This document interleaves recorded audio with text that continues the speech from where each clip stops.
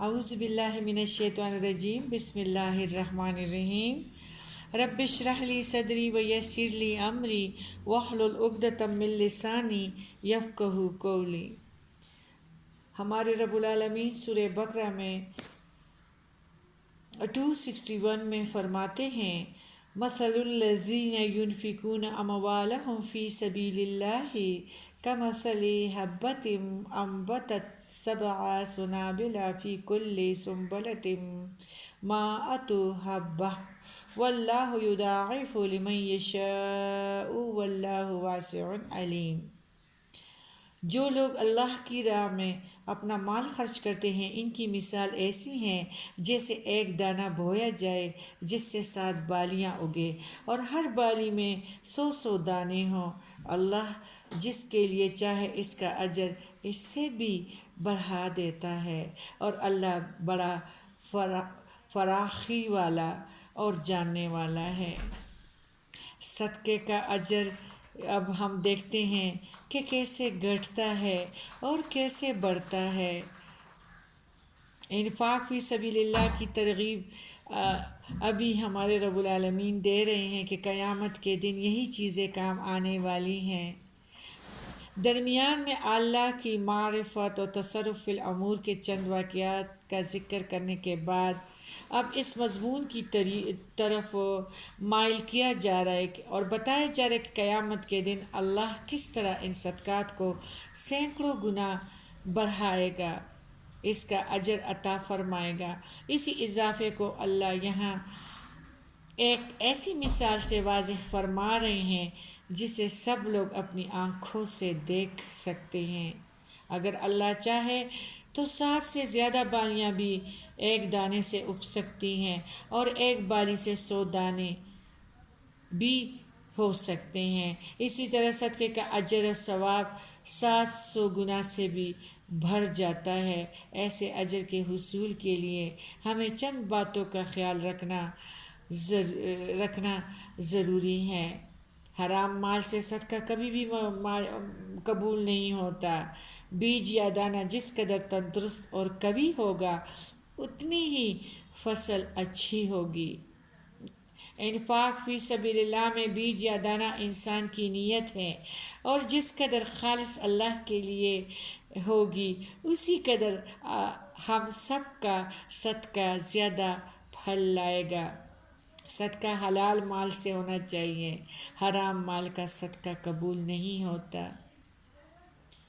بیج کی کاشت کے بعد پیداوار حاصل کرنے کے لیے اس کی آبیاری اور کیڑوں مکوڑوں سے حفاظت بھی ضروری ہے، ورنہ فصل یا تو برباد ہو جائے گی یا بہت کم فصل پیدا ہوگی۔ اسی طرح صدقے کے بعد اس کی حفاظت بھی ضروری ہے اور اسے احسان جتا کر یا بگاڑ لے کر ضائع نہیں کرنا چاہیے۔ جس طرح میں اکثر اپنے اسٹوڈنٹ کو مثال دیتی ہوں، اگر آپ نے بھوکے کو کھانا کھلایا ہو اور اس کے بعد انگلیوں سے اس کے چیکس کی طرف یعنی اس کو بار بار ہاتھ پہ اس طرح کے رچ گئے ہو تو یہ تو آپ کا سب یعنی بار بار تانا دینا اور بار بار اس کو اس طرح کہنا کہ میں نے تمہارے ساتھ یہ کام کیا ہے یا کسی کے محفلوں میں کہنا، تو یہ تو اللہ کی رضا کے لیے نہیں ہے اور نہ ایسے فصل کی تیاری کی وہ بندہ جو ہے امید رکھے، بلکہ ایسی تو عارضی اور سماوی آفات کے ذریعے ہیں جو فصل کو بالکل تباہ اور برباد کر کے رکھ دیتی ہیں۔ انسان کے اعمال میں یہ آفات بھی شرک کی وجہ سے بھی آ سکتے ہیں اور جتانے کی وجہ سے بھی۔ شرک کے بہت سے اقسام ہیں۔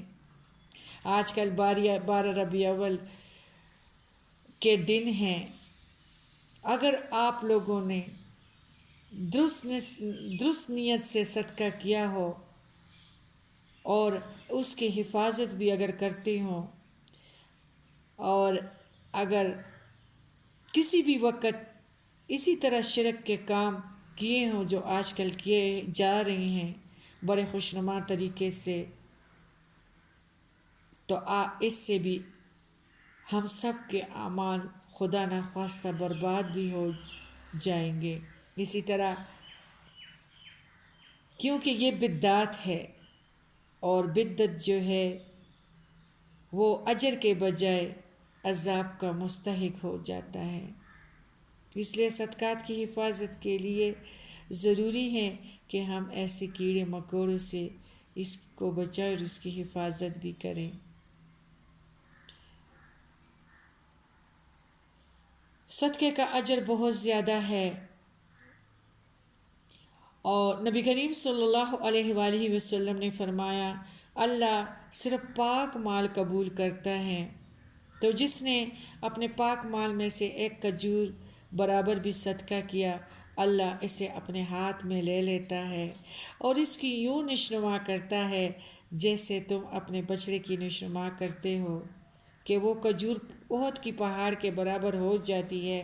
بخاری کتاب الزکاہ۔